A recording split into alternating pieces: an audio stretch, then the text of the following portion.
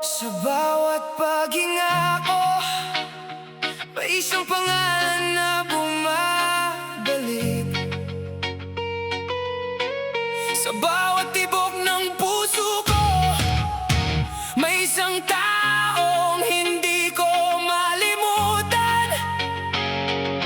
Ikaw ang dahilan kung bakit patuloy akong lumalaban.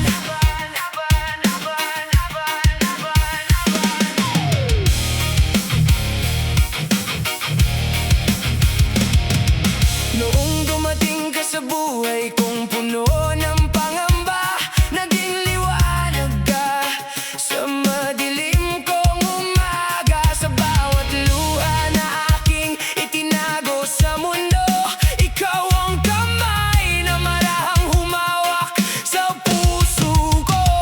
Hindi man perpekto ang ating mga kwento, may mga sugat, may mga pagsubok na hinarap tayo. Pero sa bawat sakit na dumaan sa ating dalawa, mas pinili kong manatili dahil ikaw ang aking pag-asa. Ikaw ang awit ng puso kong hindi mapapawi. Ikaw ang pangarap na lagi kong iniingatan sa gabi. Kung mawala man ang lahat sa mundong ito, hiling ko lang ay manatili ka sa tabi ko. Ikaw ang dahilan ng aking mga ngiti. Ikaw ang lakas sa bawat araw na mahirap harapin. At kahit saan padalhin ang panahon ng ating buhay, ikaw pa rin ang pipiliin ko hanggang sa wakas ng aking paglalakbay. Naaalala ko ang mga araw na tayo'y nangangarap, mga simpleng sandali na naging pinakamahalaga.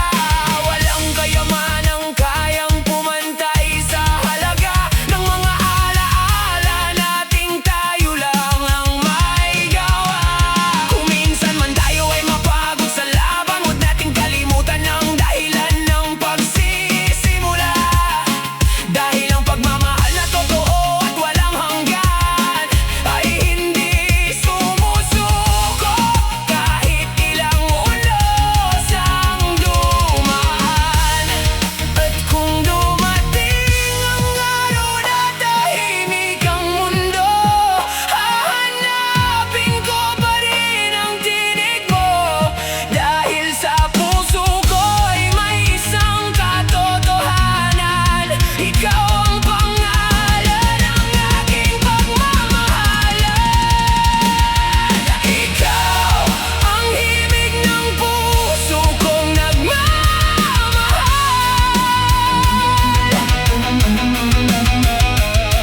Ikaw ang pangakong hindi ko bibitawan kailanman. Sa bawat luha, sa bawat saya, sa bawat pangarap ko, ikaw ang kasama kong nais hanggang dulo. Kahit magbago ang panahon, kahit lumipas ang taon, mananatili ang pagmamahal na aking inaalay sa'yo. Dahil sa dami ng taong dumaan sa buhay ko,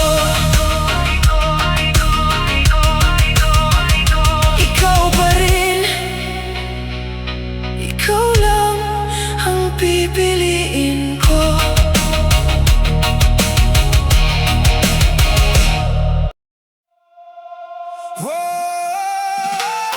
Kung sino man ang tinatamaan, huwag magalit agad. Kung hindi ka, huwag kang kabahan. Pero kung kinabahan ka,